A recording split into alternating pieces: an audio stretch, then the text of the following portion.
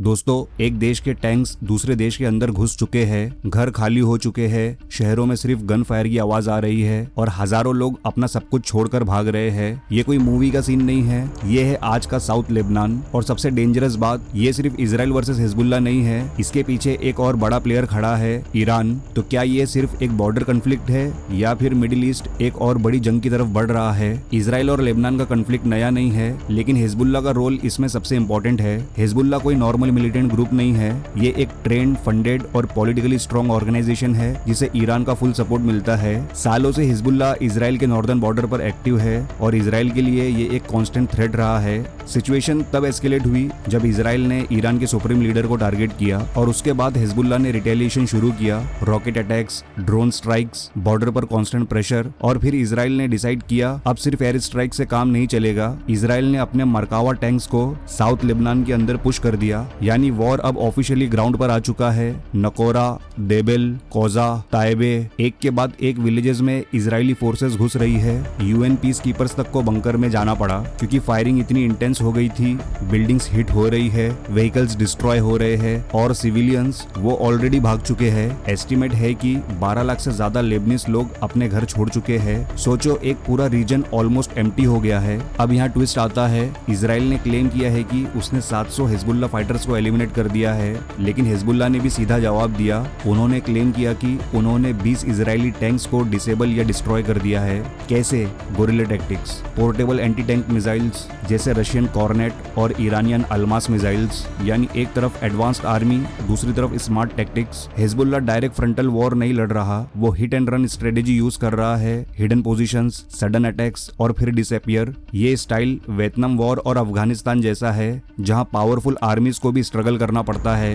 Ground पर tanks और sky में मिसाइल्स। इजराइल ने अब तक 7000 से ज्यादा ड्रोन और मिसाइल स्ट्राइक्स लॉन्च किए हैं लेबनान में, लेकिन हिजबुल्ला भी पीछे नहीं है। एक दिन में 600 से ज्यादा रॉकेट्स फायर किए हैं और ये सिर्फ इजराइल के अंदर नहीं, डायरेक्ट आईडीएफ फोर्सेस को टारगेट किया जा रहा है लेबनान के अंदर। हिजबुल्ला ने नए टैक्टिक्स भी यूज किए हैं, small drones with cameras and explosives, यानी रियल टाइम टारगेटिंग। ये मॉडर्न वॉरफेयर का नया वर्जन है। अब सवाल ये है, इजराइल क्या चाहता है? ऑफिशियली इजराइल बोल रहा है कि वो लिटानी रिवर तक जाना चाहता है एक बफर जोन क्रिएट करने के लिए, ताकि हिजबुल्ला के एंटी टैंक वेपन्स इजराइल के बॉर्डर तक ना पहुंच सके। लेकिन ग्राउंड एक्सपर्ट्स का कहना है इजराइल शायद इतना डीप नहीं जाएगा, हो सकता है वो सिर्फ 5-6 माइल्स का बफर जोन बनाए और बाकी एरिया को एयर स्ट्राइक से कंट्रोल करे, यानी परमानेंट ऑक्यूपेशन नहीं लेकिन कंट्रोल्ड प्रेशर। इजराइल का रियल टारगेट सिर्फ हिजबुल्ला नहीं है, लेबनान की गवर्नमेंट भी है। स्ट्रेटेजी सिंपल है, एरिया को एम्प्टी करो, लोगों को वापस आने मत दो और गवर्नमेंट पर प्रेशर बिल्ड करो कि वो हिजबुल्ला को डिसार्म करे।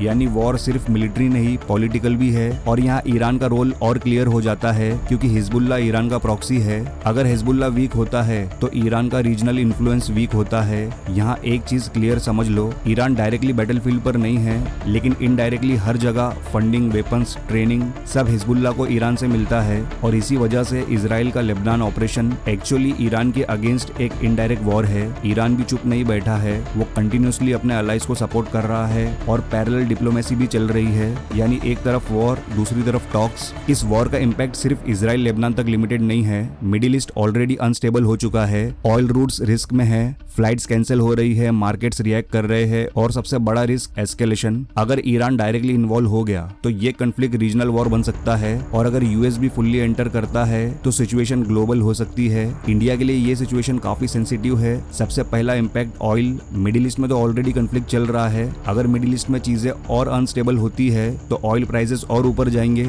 और इंडिया जैसे कंट्री के लिए ये डायरेक्ट इकोनॉमिक प्रेशर है। दूसरा, इंडियन वर्कर्स, लाखों इंडियंस गल्फ और मिडिल ईस्ट में काम करते हैं, अगर वॉर स्प्रेड होता है तो इवैक्यूएशन का सिचुएशन आ सकता है। तीसरा, डिप्लोमेसी, इंडिया को बैलेंस मेंटेन करना होता है। इजराइल के साथ भी रिलेशन स्ट्रॉन्ग है और ईरान के साथ भी स्ट्रेटेजिक टाइज है, यानी हर मूव केयरफुली कैलकुलेटेड करना पड़ता है। अब ये वॉर किस डायरेक्शन में जाएगा? दो पॉसिबिलिटीज है, या तो इजराइल अपना बफर जोन अचीव कर लेगा और सिचुएशन टेम्पररीली काम हो जाएगी, या हिजबुल्ला रेजिस्टेंस स्ट्रॉन्ग रहेगा और वॉर प्रोलॉन्ग्ड हो जाएगा। और अगर ईरान डायरेक्ट एंट्री लेता है तो गेम कंप्लीटली चेंज हो जाएगा। अब एक और रियलिटी समझना बहुत जरूरी है, वॉर कभी सिंपल नहीं होता। जो नंबर्स हमें दिखते हैं या मान लो दिखाए जाते हैं 700 फाइटर्स किल्ड, 20 टैंक्स डिस्ट्रॉयड, ये सिर्फ टैक्टिक्स नहीं है, इसके पीछे रियल लोग है, फैमिलीज है और एक पूरा रीजन है जो स्लोली कोलैप्स हो रहा है। और सबसे डेंजरस चीज, वॉर का एंड कब होगा ये किसी को नहीं पता, क्योंकि जितनी ज्यादा तरफ से प्लेयर्स इन्वॉल्व होते जा रहे हैं उतना ही सॉल्यूशन कॉम्प्लिकेटेड होता जा रहा है। अब एक और एंगल समझना बहुत जरूरी है